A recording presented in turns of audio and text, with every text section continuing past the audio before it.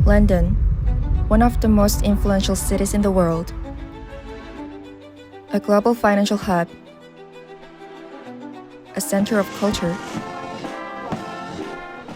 and a key gateway for international travel. Every day, millions of commuters, tourists, and business professionals move through the city. But transportation has always been a challenge. The existing underground and rail networks were operating beyond capacity. Major lines, such as the Central and Jubilee lines, suffered from severe overcrowding, while east-west travel remained slow and inefficient.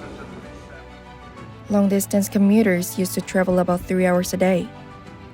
A global city like London needed a faster, more efficient alternative. Then in 2022, a new railway emerged to transform London's transport system, the Elizabeth Line. The latest electric trains, spacious and comfortable cabins, and a high-speed connection across East and West London. The way people move through the city has completely changed. The Elizabeth Line was more than just a railway. It was the beginning of a major shift toward making London faster, more efficient, and more sustainable. With this, one of the world's greatest cities, London, was stepping into the future. At that time, there was one area in need of this kind of transport innovation: Canary Wharf in Docklands. Unlike the historic cityscape of Southeast London across the River Thames, Canary Wharf is a towering cluster of skyscrapers developed in 1990s as a commercial hub. Spanning 400,000 square meters, it is home to the headquarters of major financial giants like JP Morgan and Citigroup, leading the global financial markets. Before its development, Canary Wharf was part of London's Docklands, home to one of the busiest ports in Britain throughout the 19th and early 20th centuries.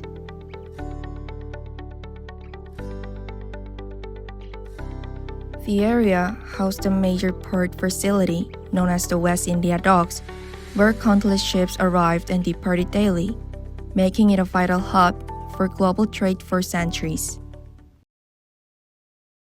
However, by the 1970s, the advent of containers and aircraft due to the development of transport technology made London's traditional ports less competitive.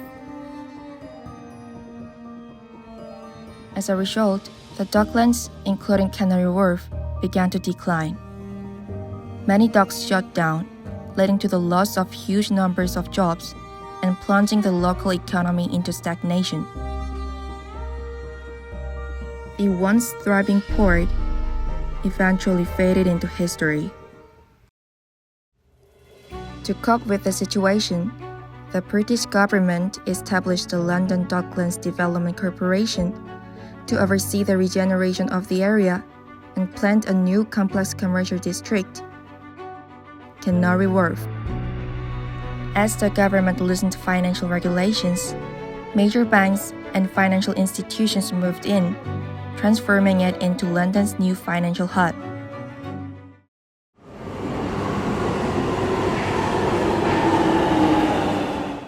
As Canary Wharf grew into a major financial center, a robust rail infrastructure was needed to accommodate the influx of commuters.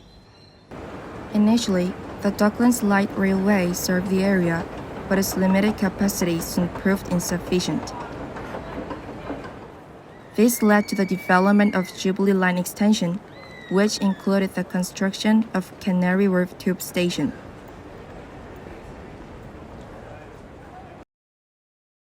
But over time, London's existing subway lines struggled with extreme congestion, especially during peak hours.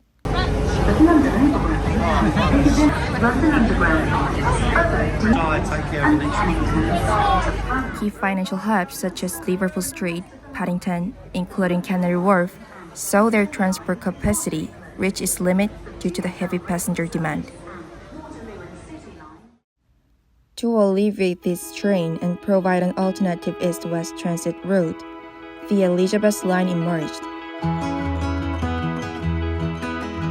Construction began in Canary Wharf in 2009, and on May 24, 2022, the line officially opened.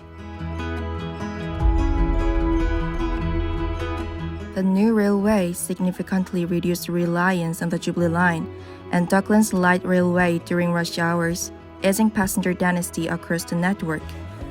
Unlike many other stations that primarily connect to surrounding areas, Canary Wharf has historically maintained strong ties to Western London. With the opening of the Elizabeth Line, these connections became even more efficient. As a result, Canary Wharf Railway Station was constructed. Built on the waters of North Dock within the West India Docks, the station is an engineering marvel. Above it sits Crossrail Place, a 5-story complex featuring retail spaces and a public rooftop garden. Although the Elizabeth Line opened in 2022, the building was actually completed in 2015. Designed by Foster and Partners, the building has received several awards for its innovative design and contribution to urban renewal. It received the Transportation and Infrastructure Award at the 2016 New London Awards and the London Infrastructure Private Engineering Award in 2014.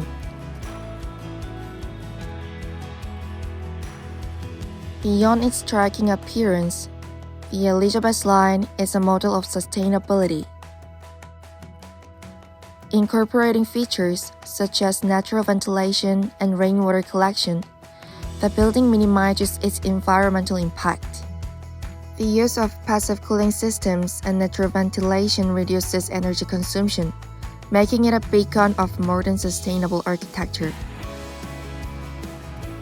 A standout feature of the development is its rooftop park.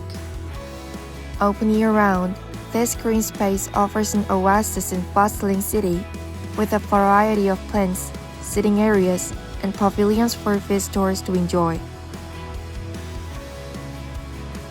The park, along with the overall design of the building, helps connect the Canary Wharf Business District with the residential area of Poplar, creating a bridge between two distinct parts of the city.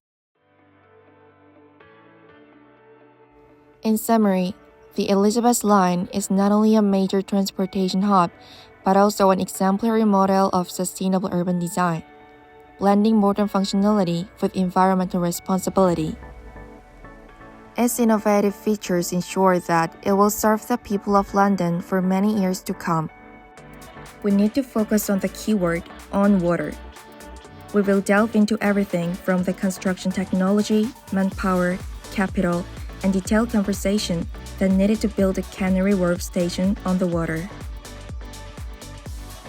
Specifically, this will focus on the technical, financial, and legal issues that arose during the construction of the building, examining why these problems occurred, what challenges they caused during construction, and the symbolic significance of the building. Here is our plan moving forward. This week, we discussed the basic information about Canary Wharf Station and the reasons behind its design. In the next phase, we will explore why this location was chosen, how the design of this particular building was conceived, and the challenges and issues faced during the construction process. In weeks 5 to 7, we will focus on the various construction methods used and the process through which the building was constructed. Finally, in weeks 8 to 10, we will cover the selection of materials and facilities and the reasons behind these choices. Plan to proceed with our presentation following this series of steps, carefully analyzing and understanding each aspect of the Canary Wharf Crossrail Station.